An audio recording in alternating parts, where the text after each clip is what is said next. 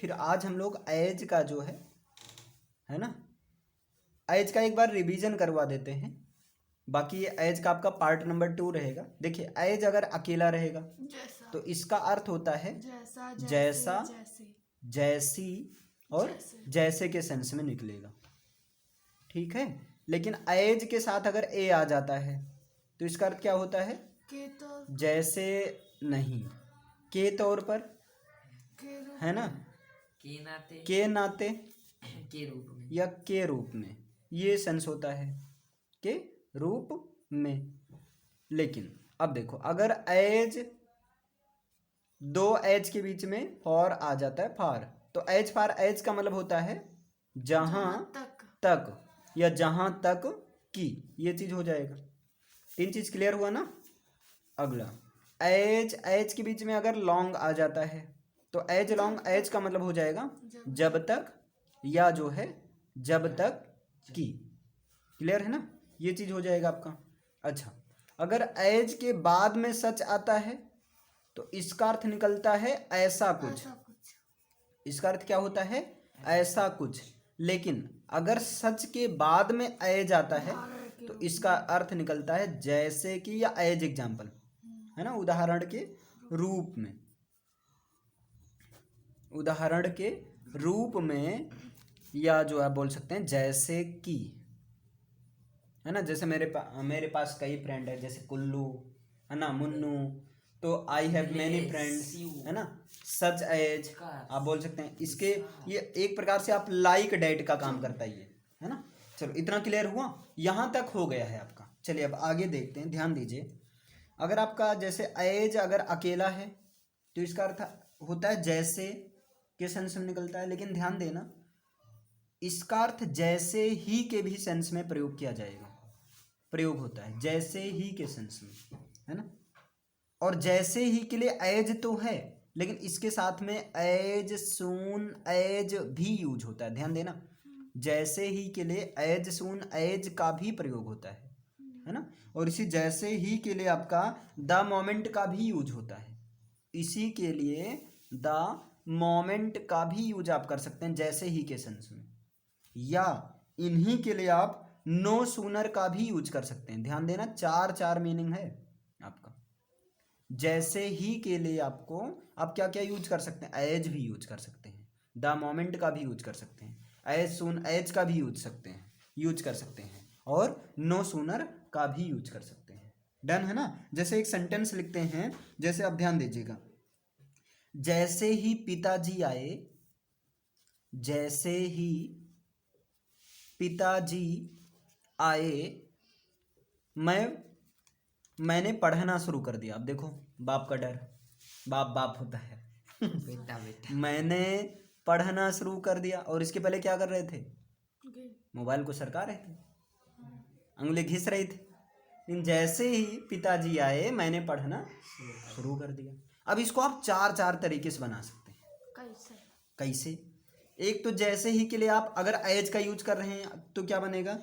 As dad came, या as the father came, as dad came, जैसे ही daddy जी आए हमने पढ़ना शुरू कर दिया।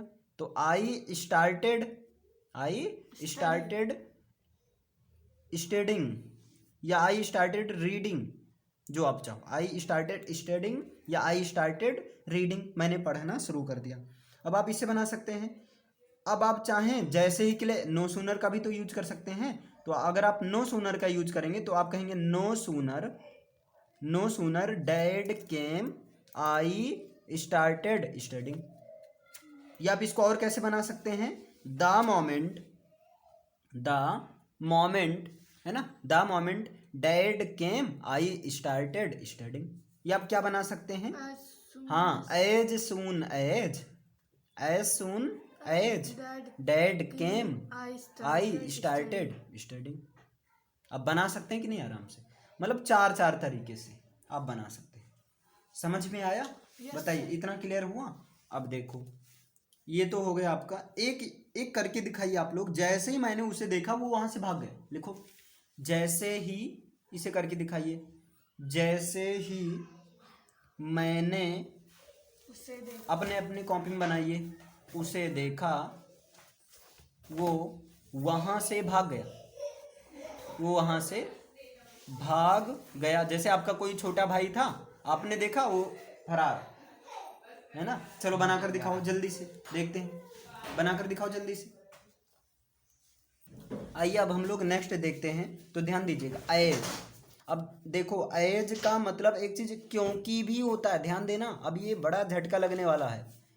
एज का मतलब क्योंकि भी होता है, जबकि क्योंकि के लिए आपको पता है, कौन सा पता है, बिकॉज। क्योंकि के लिए आप किसका यूज करते हो, बिकॉज। मतलब बिकॉज का मतलब होगा क्योंकि, तो एज का भी मतलब क्योंकि। और सुनो, इस क्योंकि के लिए आपको सिंस का भी आप यूज कर सकते हैं, सिंस है ना, सिंस का भी यूज होता है। इसके लिए जो है फॉर का भी यूज होता है। कई सारे मीनिंग है, देखो एकदम भर भर के, है ना। मतलब क्योंकि ये अकेला है और इसको सपोर्ट करने के लिए चार चार आए। पहला क्या है, एज। दूसरा क्या है, फॉर। तीसरा क्या है, बिकॉज। चौथा क्या है, सिंस। मतलब एज का भी मतलब क्योंकि। जैसे देखिए, अगर हम कहें वो स्कूल नहीं आया, वो इसलिए स्कूल नहीं आया क्योंकि वो ठीक नहीं था। ध्यान देना, वो इसलिए स्कूल नहीं आया, वो इसलिए स्कूल नहीं आया, है ना। क्योंकि, क्योंकि बताओ, वो ठीक नहीं था, क्योंकि वो ठीक नहीं था। अब इसको आप चार तरीके से बना सकते हैं, है ना। एक तो आप बना सकते हैं ही डिडंट या he did not come to school.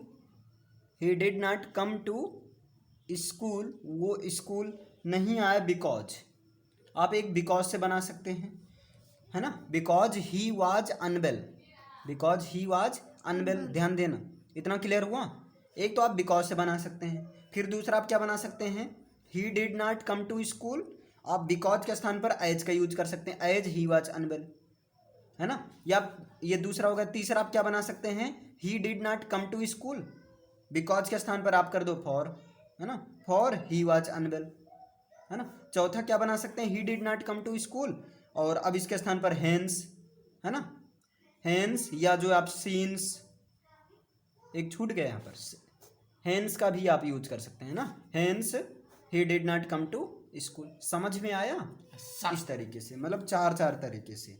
चलो इस पर एक आपका होमवर्क है, वो समय पर नहीं आ सका क्योंकि ट्रेन लेट थी। चलो इसे बनाना है आपको, वो, ये होमवर्क है, वो समय पर नहीं आ सका।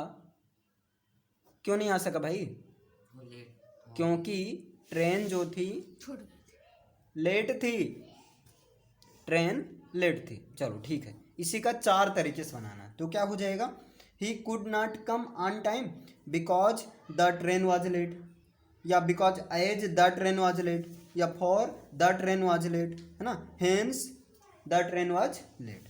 समझ में आया, इस तरीके से आप इसको बना सकते हैं। डन, इतना क्लियर हुआ। बस एक चीज़ याद रखना है, अगर आप फॉर का यूज कर रहे हैं तो फॉर के पहले कॉमा लगा देना, हेंस या सिंस का यूज कर रहे हैं तो इसके पहले कॉमा लगा देना, बस बाकी सारा वही रहेगा। तो ये हो गया एज का पूरा कंप्लीट यूज। डन।